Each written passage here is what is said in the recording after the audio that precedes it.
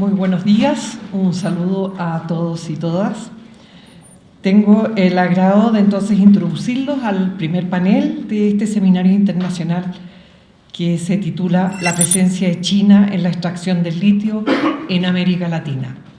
Contamos con 6 destacadísimos expositores de la misma cantidad de países americanos, latinoamericanos, Argentina, Chile, Bolivia, Brasil, Perú y México. Este panel se divide en 2 partes, ¿no es cierto?, con 3 exposiciones. Luego tenemos un refrigerio y una segunda parte, digamos, con otros 3 expositores. Para comenzar, vamos a invitar al podio a Ariel Slipak. Ariel es licenciado en Economía de la Universidad de Buenos Aires, la UBA, candidato a doctor en Ciencias Sociales por la Universidad Nacional de General Sarmiento. Es además docente de Economía en la misma UBA. Cuenta con experiencia en el sector público, el sector privado e investigación en organismos de ciencia y técnica y otras universidades nacionales. Ariel actualmente es coordinador del área de investigación de FAN, la Fundación Ambiente y Recursos Naturales de Argentina, una destacadísima organización en Argentina, y se referirá primero a la presencia de China en la extracción de litio en América Latina. Por lo tanto nos va a dar un panorama regional con un extenso conocimiento y experiencia en este tema, y en la segunda parte de su exposición se va a referir a la realidad de la presencia de empresas chinas en el sector de litio en Argentina. Entonces, le damos la bienvenida a Ariel, por favor. Buenos días a todos y a todas. Primero que nada, quiero expresar mi profundo agradecimiento con el CEDIR. Estoy muy contento de estar aquí, y también con el público asistente y desde luego la Asociación de Periodistas. En los últimos 10 años, esta es mi 6ª vez aquí en La Paz, así que es una ciudad por la que tengo mucha estima, así que estoy muy contento. Bien, como anticipaba Maya, muchas gracias. Como anticipaba Maya, en mi caso me toca hacer 2 exposiciones. Básicamente, cada especialista de cada país va a presentar el caso de su país, pero en el caso mío me voy a referir primero, no tanto hicimos un cambio ayer para no superponerme con colegas, me voy a referir en primer término a qué hace China en la cadena global de valor de las baterías de iones de litio. Y en segundo término a qué sucede en Argentina con las inversiones de China. Hay una aclaración importante siempre, que es que si trazáramos 2 imágenes sobre, uno dice la palabra litio y uno piensa en la extracción, lo que sucede en los territorios, ¿no?, con el impacto socioambiental, lo que sucede aguas arriba, como se dice, y por otro lado aparece la imagen futurística de los autos eléctricos, que más son autos que hablan, autos por los que se pueden hacer compras por internet, que tienen plataforma internet vehículo, y esas 2 imágenes siempre están disociadas, y aparece para nuestros países un futuro promesante a partir de la segunda imagen, ilusiones de desarrollo socioeconómico a partir de esa segunda imagen, y suelen estar escindidas, y esa separación termina por obturarnos de ver cómo impacta lo que sucede en los grandes centros tecnológicos mundiales con la producción de baterías en nuestros territorios. Entonces va a parecer un poco desconectado hablar de qué hace China con las baterías, pero es muy importante entender, y les anticipo parte de las conclusiones,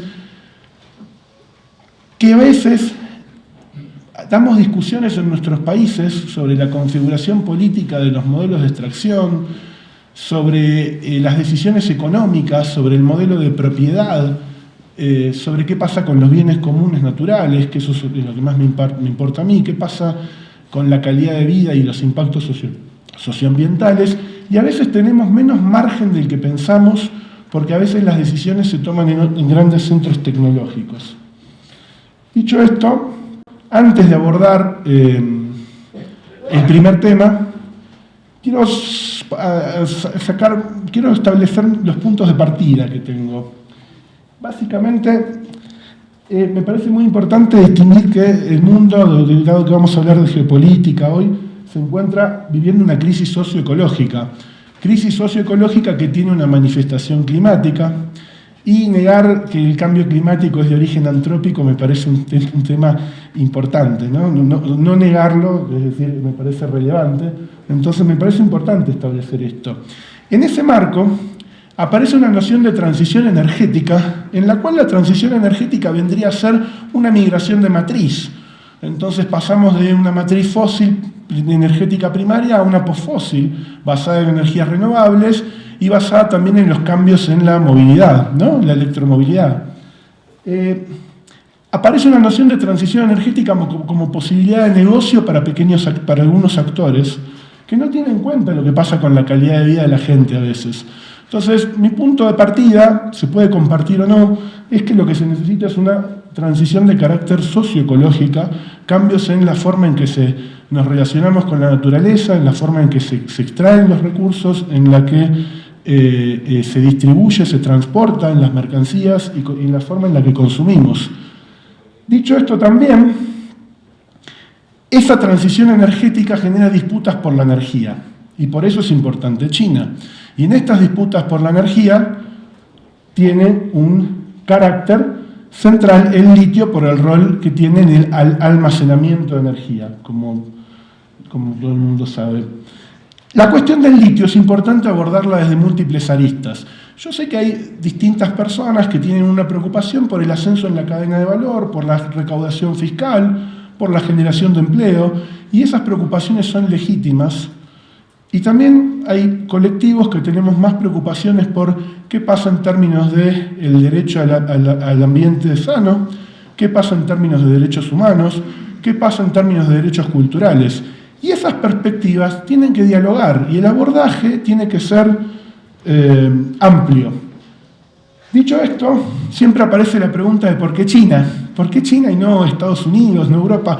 También estudiamos China, Estados Unidos y Europa, pero a lo largo de la presentación van a ver por qué China. Y antes, sí. Yo paso. Gracias, Oscar. Antes me detengo y siempre prevengo que no me alcance el tiempo, a pesar de que fueron muy generosos conmigo, y les voy a anticipar las conclusiones directamente, y a lo largo de la presentación voy a fundamentar estas conclusiones. China hoy ostenta el liderazgo tecnológico en lo que hace a la transición energética, en lo que hace a energías renovables y demás, pero también en cuanto a la electromovilidad, ostenta el liderazgo tecnológico en cuanto a la fabricación de baterías. La fabricación de baterías se tiende a localizar conjuntamente con la fabricación de automóviles eléctricos, y esto hace que las posibilidades de ascenso en las cadenas de valor sean más reducidas para los países latinoamericanos. Aparentemente se dice que 7 empresas concentran el 85% de la extracción de litio del mundo. Eso nos daría una imagen oligopólica de empresas extractivas con gran poder. Lo que yo sostengo es que el poder en la cadena de valor de la producción de baterías la tienen las empresas productoras de baterías y no las empresas extractivas. Por lo cual también una de mis conclusiones es que la tenencia del recurso, como se verifica a lo largo de más de 250 años de historia del capitalismo, si se quiere, la tenencia de recursos no empodera a los países. Lo que empodera a los países es otra cosa, no la tenencia de un recurso. Y China, entonces, en ese marco, lidera estas disputas geopolíticas. En gran medida, la actividad es sobre China por esto. Sobre Argentina, también, porque son 2 presentaciones en una, mis conclusiones van a ser que tiene un marco jurídico sumamente favorable a la erradicación de inversiones con grandes beneficios fiscales y gran goce de derechos para las empresas, y esto hace que se vulneren derechos socioambientales de las comunidades, se vulneren sus estilos de vida por el marco jurídico que tiene Argentina, y la política de China de autoaseguramiento de recursos profundiza estas vulnerabilidades que son propias de la Argentina. Sucede lo mismo con empresas norteamericanas, o europeas o sudamericanas. Pero bueno, China tiene particularidades que ya vamos a ver. Dicho esto, anticipé mis conclusiones. Pasamos, Oscar, por favor. Les puse algunos datos, que estos los voy a pasar un poco rápido. Para hablar de la cadena de valor de China en la cadena de valor del litio, tengo que hablar un poquito de la cadena de valor. Entonces, bueno, esto les va a ayudar a mis colegas también, les va a facilitar. Hay distintos tipos de yacimientos de litio, no me quiero detener en esto mucho porque deben harto conocer, pero el litio de salmueras, en humedales altoandinos y otros tipos de salmueras, y de minerales como de rocas de spodumeno y de petalita especialmente, el caso de la arcilla en México, y aguas de mar que hay muy baja concentración. Pero el litio es abundante, pero está desigualmente distribuido, pasamos. Y aquí les puse, bueno, la distribución de recursos, ¿no? La existencia de recursos no implica que sean viables de extraer. Bolivia, Argentina, Estados Unidos, Chile, Australia liderando, China también, pasamos. Y ahí el ratio de reservas y recursos, en los países donde hay más proyectos en operación, esa diferencia tiende a ser cada vez más chica, o ese ratio, ¿no? Esa división entre reserva y recurso va a dar más alto donde hay más explotación. En Argentina hay una tendencia a que ese ratio aumente. Como verán, Chile y Australia históricamente tienen ratios altos, ¿no? Eso significa que lo que tienen lo explotan y demás, y eso en países como Argentina y demás genera como una presión a explotemos, pasamos. Y esto es lo que pasa con la evolución de la extracción. Podrán ver el rol preponderante histórico de Australia y Chile, seguido por China, y está teniendo un aumento importante Argentina en el último año por el ingreso de un nuevo proyecto en operación. Pasamos. Un anterior. Lo que se puede ver es que más allá de los países hay un importante crecimiento del volumen. Vean que el salto se da entre 2015 y 2000, puse años seleccionados para que se vean largo, pero el salto se da justamente cuando aparecen los vehículos eléctricos. Pasamos. Esto es una proyección de un trabajo viejo que hizo la Agencia Internacional de Energía en 2020, que estipulaba que la demanda de litio en un escenario de cambios en las formas, en las salidas de los fósiles, podía aumentar entre 13 y 42 veces. Entre 13 y 42 veces la demanda global de 2020, ¿no? Entonces esto hace que, la demanda de litio aumente de manera exacerbada. El litio se usa para muchas cosas, hay montones de papers que explican para qué, pero en esta presentación me voy a detener en las que resalté en amarillo. En el material, en el carbonato de litio y el hidróxido de litio que se usa para material catódico de baterías. Pasamos. Esta es la demanda por uso. Entonces, ¿por qué voy a hablar de China en la cadena de valor de las baterías de automóviles eléctricos? Bueno, pues bien, la demanda de litio que crece tanto, crece prácticamente para las baterías. Fíjense, 87% de la demanda mundial de litio es para baterías. Retengan el dato, por favor, de 2022, 80% fue para baterías, y los otros usos son marginales y son mercados estables que no crecen. El mercado que crece es ese. Entonces, ¿qué explica el aumento de la demanda de litio? Y básicamente que en China se estén fabricando y en otros países de Asia y ahora más recientemente en Europa y Estados Unidos se empiezan a fabricar muchos autos eléctricos. Pasamos. Las baterías se usan para autos eléctricos. Se podrían usar para el 60%, ven, a 2022 es para autos eléctricos. Entonces, un 20% de la demanda de litio es para almacenamiento de la energía en teléfonos celulares, computadoras y para el almacenamiento de la energía renovable. Es poco. La mayoría es para autos y eso nos tiene que dar una reflexión sobre el modelo de consumo global que tenemos. Pasamos. Y esos autos se producen en China, como ven allí. Ese es el crecimiento de la producción. Fíjense cuándo daba el salto la extracción de litio, por 2015-2016, es cuando empieza a crecer la fabricación de vehículos 100% eléctricos y vehículos que son enchufables y usan baterías, o vehículos híbridos eléctricos. Como verán, más de un 50% de los automóviles eléctricos del mundo se producen en China. Por eso la relevancia, pasamos. China, podrán ver, al final, en 2022, más de un 60% del carbonato de litio que se compra en el mundo, que se importa, lo importa China, más de un 60%, pasamos. Y esta es la evolución de los precios, que se explica por los vehículos eléctricos. No les puse el dato de ventas de vehículos eléctricos en 2023, que bajó, porque en China desaceleraron la política en 2023 de estímulo a los autos eléctricos y miren lo que pasa con el precio. Entonces, también nos tiene que dejar esto una reflexión sobre que una economía dependa de la extracción de un mineral, ¿no? Con un precio tan volátil y tan dependiente de decisiones que no se toman en el país. La decisión que hace bajar el precio es una reducción de subsidios a la electromovilidad en China en 2023 y miren, el precio bajó un 50%. Pasamos. Para hablar de qué hace China en la cadena de valor de las baterías, tendríamos que ver cómo es una batería. Perdón, en lo técnico, una batería tiene un cátodo, un ánodo, ¿sí? una parte negativa y positiva y negativa, un separador para una celda de una batería. Las baterías tienen paquetes y módulos, las baterías son paquetes que tienen módulos y esos módulos tienen muchas celdas. Y una celda es así. Tienen su parte negativa, que es el ánodo, el cátodo, que es la parte positiva, un separador, un chip que está afuera y demás, y los iones de litio circulan en el momento de carga y descarga de un lugar a otro. La clave aquí es la química. Soy economista, claro. Los cátodos y los ánodos, que son la parte positiva y negativa de una pila, ¿no?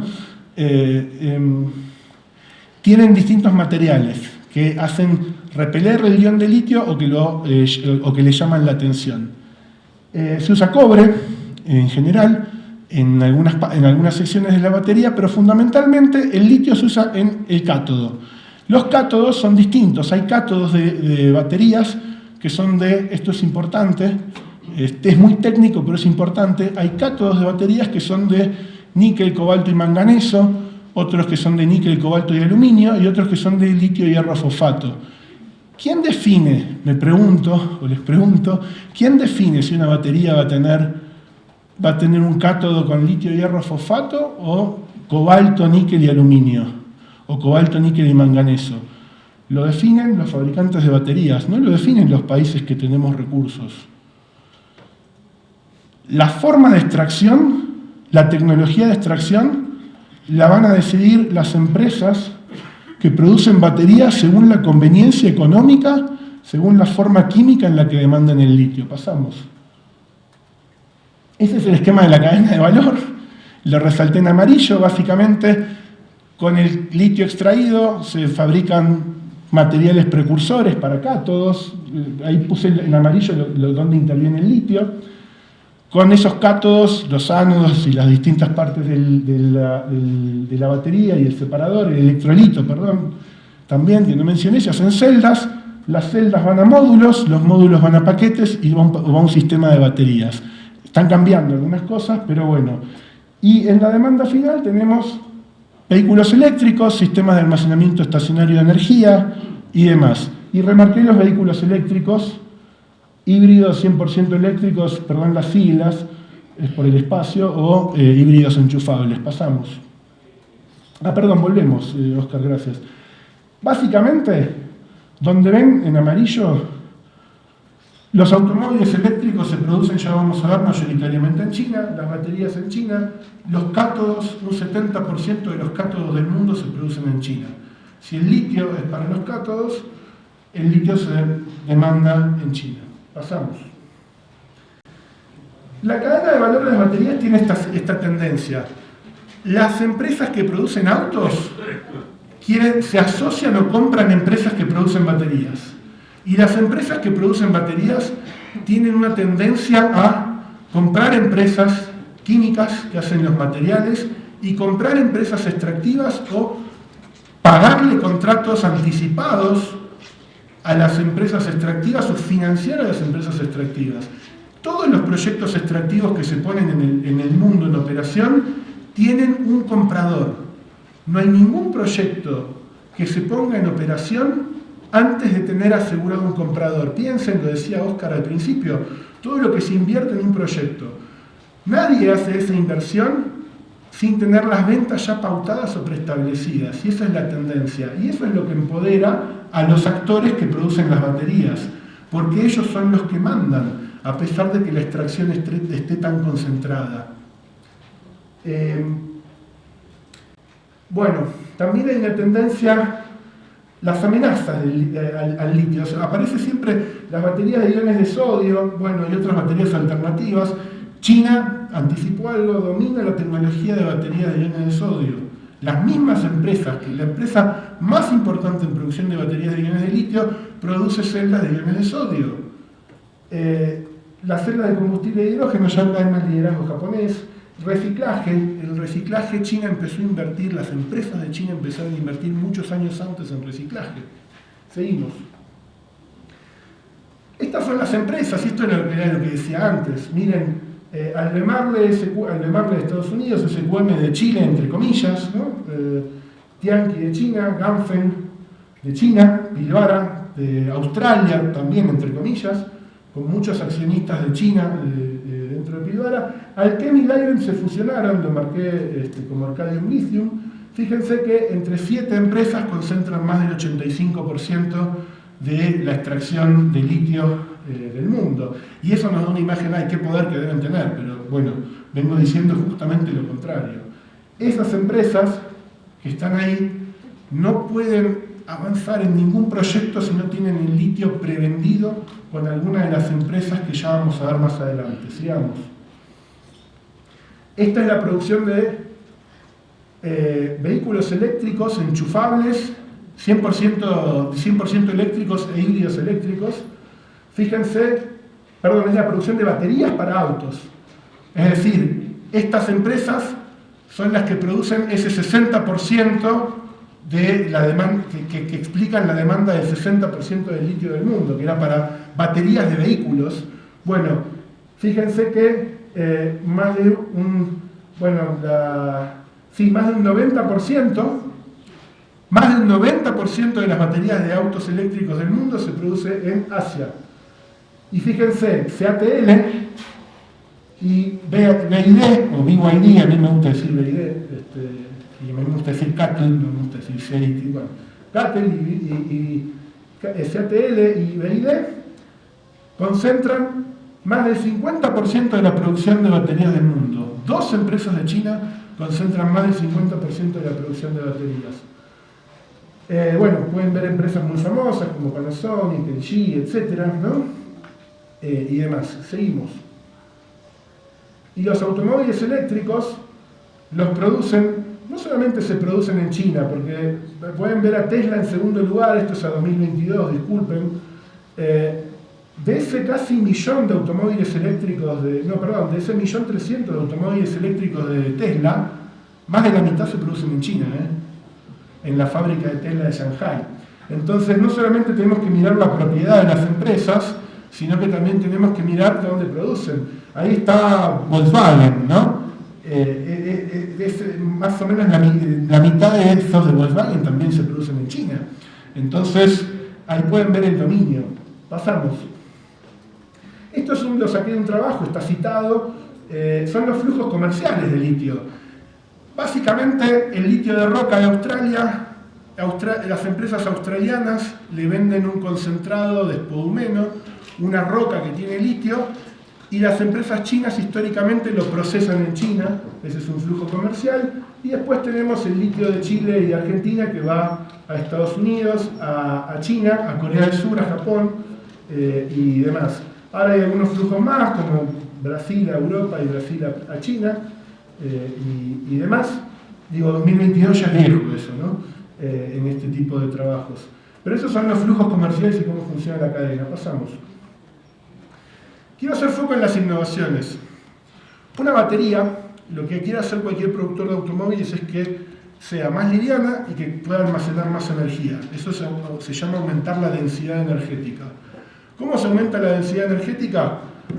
Hay 3 tipos de innovaciones importantes. Una es que hacer innovaciones de paquete, de tal manera que no se usen menos módulos, para que esos módulos ocupen menos lugar y yo pueda tener más celdas. Esas innovaciones de paquete las lidera China.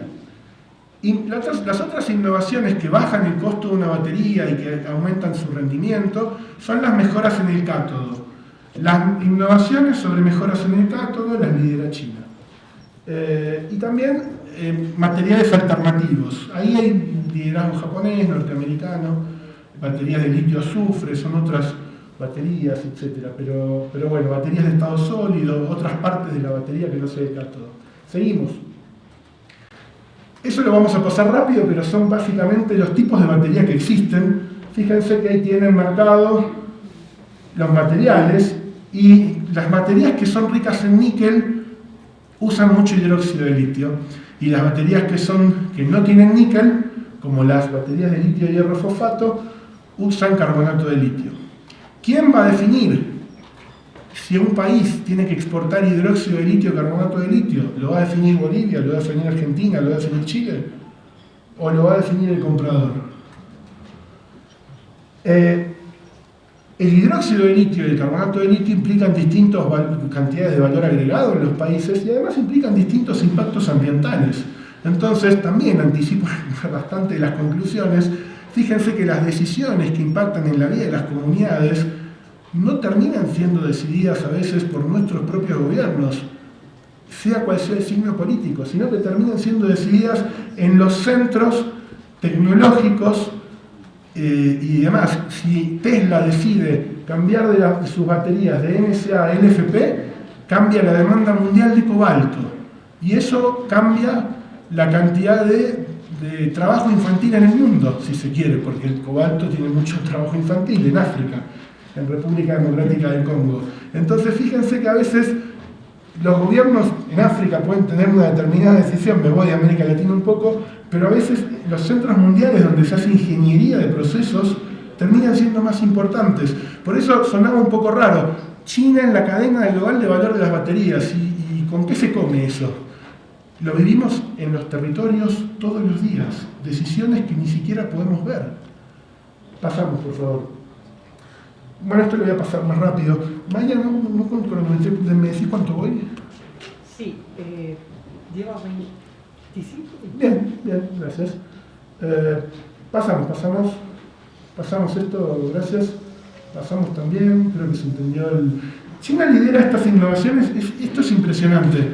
¿Sabían que las baterías de autos, hay algunas tendencias? Algunas son baterías de celda a paquete, es decir, en vez de poner las celdas en módulos, las ponen directamente en el paquete de batería, entonces ahorran espacio y pueden poner más celdas.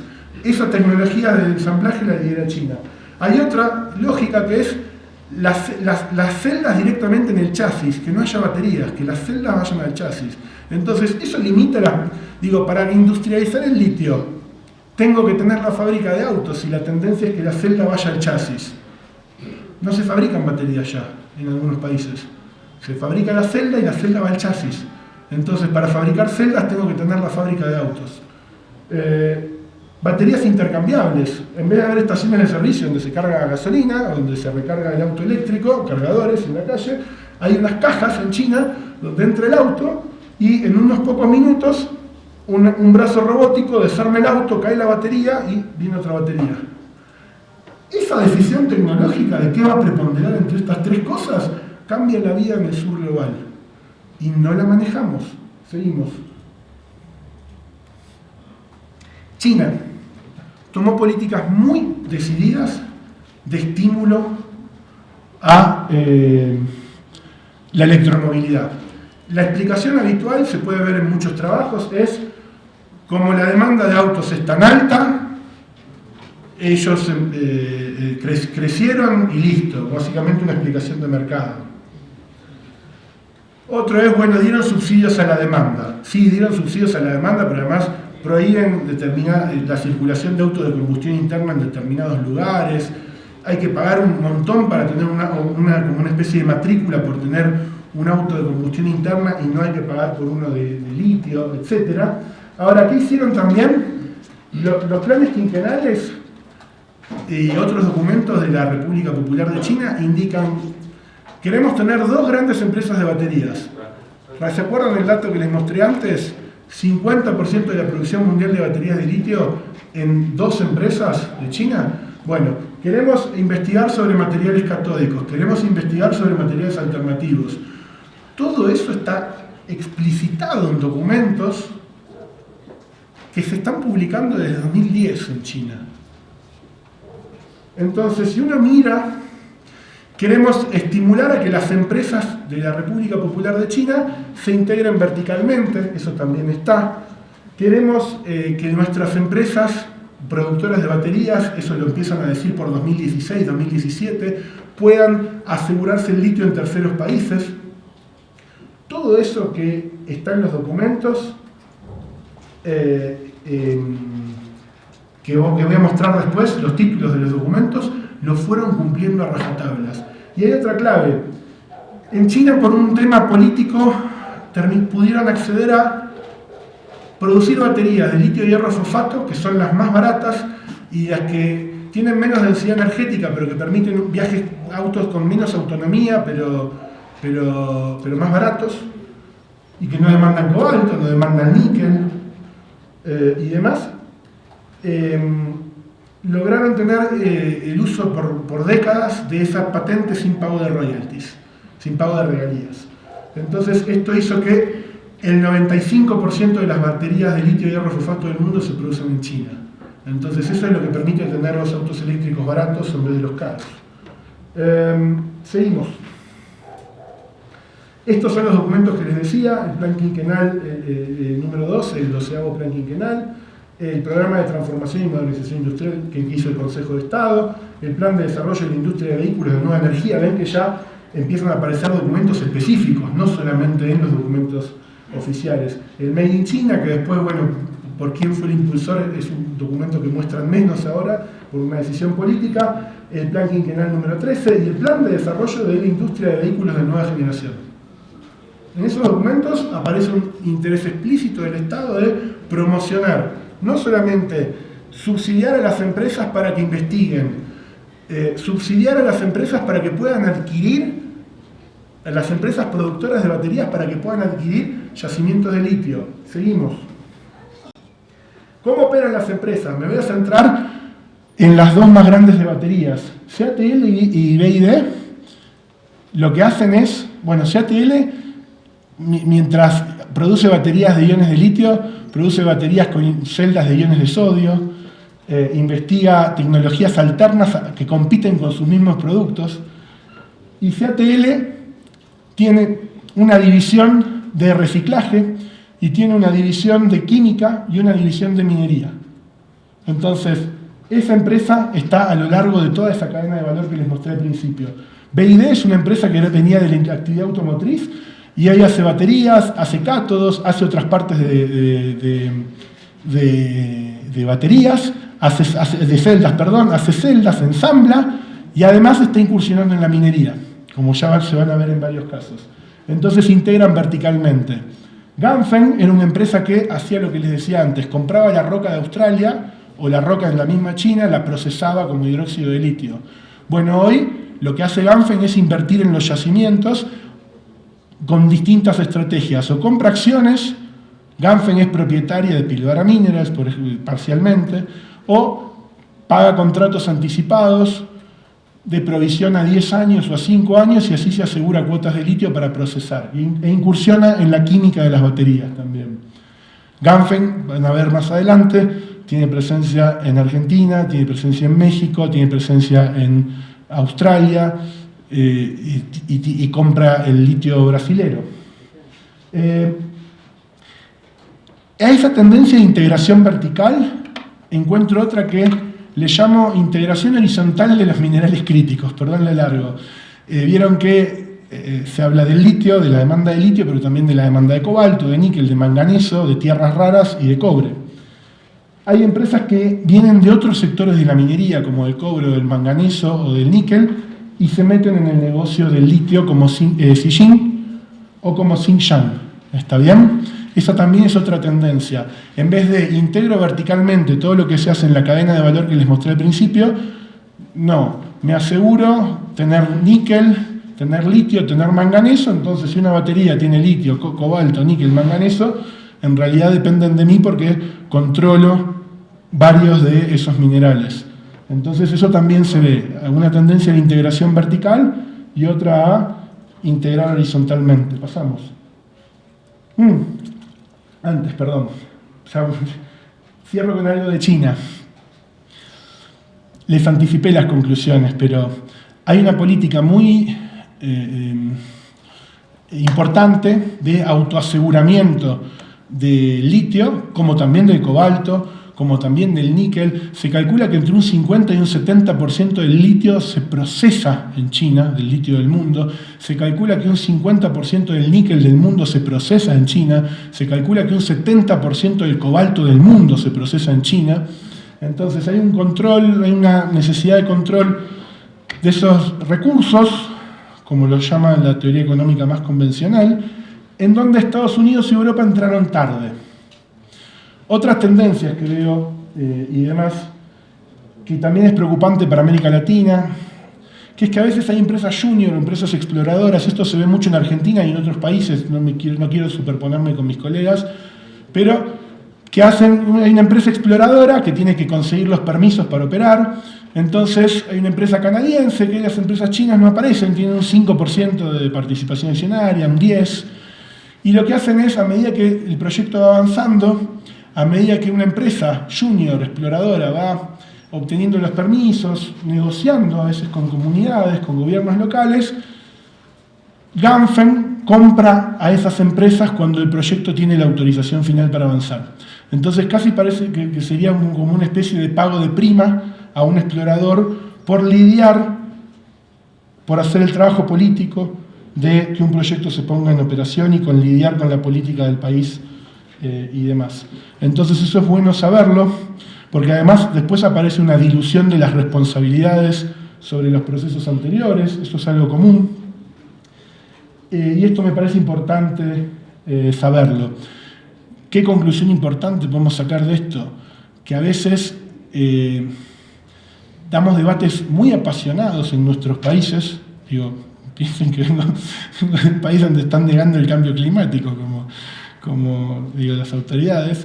Damos debates muy apasionados y a veces hasta nos desgastamos mucho entre nosotros. Y en debates que a veces no tenemos tanta injerencia. A veces lo que pasa en algunos territorios, si van a usar una técnica que va a usar más químicos, menos químicos, que va a evaporar más agua, menos agua, va a depender de si demandan carbonato de litio grado batería, carbonato de litio grado técnico, hidróxido de litio monohidrato grado batería, y todas esas decisiones de geoingeniería no las tomamos nosotros.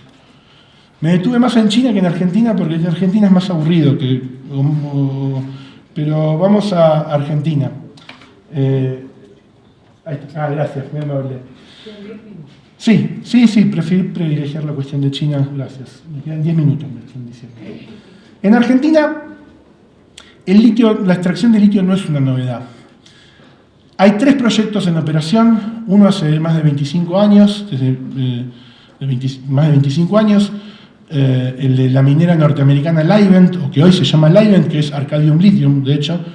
El otro, encabezado por la firma supuestamente australiana Allkem. En realidad Allkem es una colección de fondos comunes de inversión. BNP Paribas, fondos comunes de BNP Paribas, JP Morgan, BlackRock, Vanguard Group y Toyota. Esos son los accionistas que tenía Allkem. Esas empresas operan desde el 97 y 2015. Recientemente se puso en operación un proyecto encabezado con otras sociedades por Ganfeng Lithium. Su socio Lithium Argentina, curiosamente Ganfeng es propietaria del 15% de Lithium Argentina. En realidad Ganfeng tiene más de ese proyecto, ¿no? Y lo que tiene Argentina es que hay más de 70 proyectos en unos 25 humedales, en unos 25 humedales altoandinos.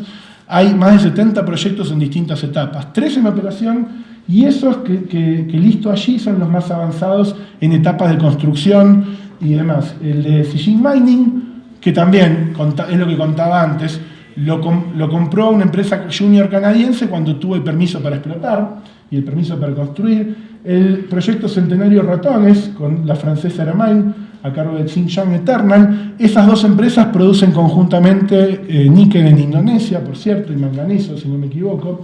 El proyecto Mariana, a cargo de Ganfeng, que también una empresa junior canadiense fue obteniendo los permisos y Ganfeng la fue comprando de a poco, y ahora que tuvo el permiso para operar, tiene el 100% de la operación. ¿Qué vemos en Argentina? Pasamos. Argentina tiene esto lo voy a tratar de pasar rápido, pero es explicarle el marco general sin listar las leyes, pero Argentina tiene provincializados los recursos por la Constitución Nacional y por su Código de Minería. La propiedad de subsuelo y la propiedad superficiaria están distinguidas, y la propiedad de subsuelo minera, la pertenencia minera, se la dan las autoridades provinciales a quien denuncia un yacimiento. Entonces, si yo digo, ahí hay litio, me dan la pertenencia minera. Y después, bueno, negocio con quien tenga la propiedad superficiaria. Entonces, ¿eso estimula a qué? A que yo explore. ¿Y eso estimula a qué? A que no consulte. Si me dan a dar una pertenencia minera por denunciar un yacimiento, eso estimula a que yo diga que hay litio sin pedirle permiso al superficiario, sin haber hecho la consulta previa, libre e informada. Ese marco jurídico termina generando algo que es lesivo hacia derechos de comunidades. El Código de Minería les da exenciones impositivas, prácticamente por muchísimos años no pagan el impuesto a las ganancias, prácticamente no pagan el IVA y demás, pagan unas regalías a las provincias. Entonces, ¿qué genera esto? Bueno, en los 90, cuando se hizo todo este marco jurídico, al mismo tiempo a los gobiernos provinciales les transfirieron responsabilidades. El gobierno nacional no va a pagar más la educación y la salud, la van a pagar las provincias, pero el gobierno nacional no le da el presupuesto. Entonces, en ese mismo contexto se genera, por sugerencia del Banco Mundial, un marco jurídico en el cual no pagan casi impuestos las empresas mineras, impuestos nacionales, pero pagan una magra regalía del 3% del valor en boca de mina, que es más o menos entre un 1 y un 1,5% de la facturación, porque se deducen costos. Eso es magro, pero eso estimula a que los gobernadores provinciales, ¿qué quieran? Que haya más proyectos, porque son más regalías, y porque me tengo que hacer cargo de la salud y la educación, que antes la pagaba el gobierno nacional y ahora la pago yo y no me dieron el presupuesto. Entonces, Argentina tiene un modelo económico y un marco jurídico minero. Para todo esto es para todos los minerales, algo que no dije importante, el litio está regido por la misma normativa minera que cualquier otro mineral. No hay una normativa especial para el litio. Y las provincias tienen el protagonismo, provincias ahogadas fiscalmente, que tienen el privilegio de cobrar una magra regalía, que encima es de importes menores a los reintegros de exportaciones que tienen las mineras de litio. La minería del litio tiene reintegros de exportación del 1,5% y algunas del 5% por la provincia en donde se ubican. Entonces, fíjense qué paradoja. El gobierno nacional le da un reintegro fiscal al exportador de litio y con ese reintegro fiscal alcanza para pagar la regalía de la provincia. ¿Quién autoriza un proyecto minero? La provincia. ¿Quién fiscaliza? La provincia. Y la provincia que tiene un estímulo a cobrar la regalía porque está desfinanciada. Yo les diría que es hasta macabro, ¿no? Avanzamos, por favor. Esto lo pasamos y lo pasamos. Estos son los proyectos de empresas de la República Popular de China, porque ya me refería al marco jurídico. Estos son los proyectos de empresas mineras de la República Popular de China. El proyecto Caucharí-Olaroz, que ya mencioné antes, encabezado por Ganfeng Lithium, se puso en operación hace poco. Piensen que tiene una capacidad de 40.000 toneladas de carbonato de litio y Argentina hasta el 2022 exportaba 33.000 toneladas anuales hace varios años.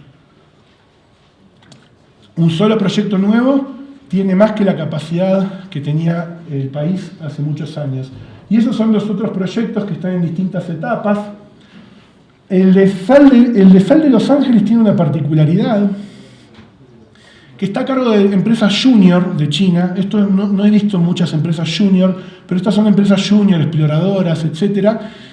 Y hace unos años el gobierno de Salta celebraba que se hizo una exportación de litio desde Salta. ¿Qué exportaron? Cloruro de litio en solución al 35%. Traduzco, cloruro de litio en solución al 35% es agua con un 35% de litio.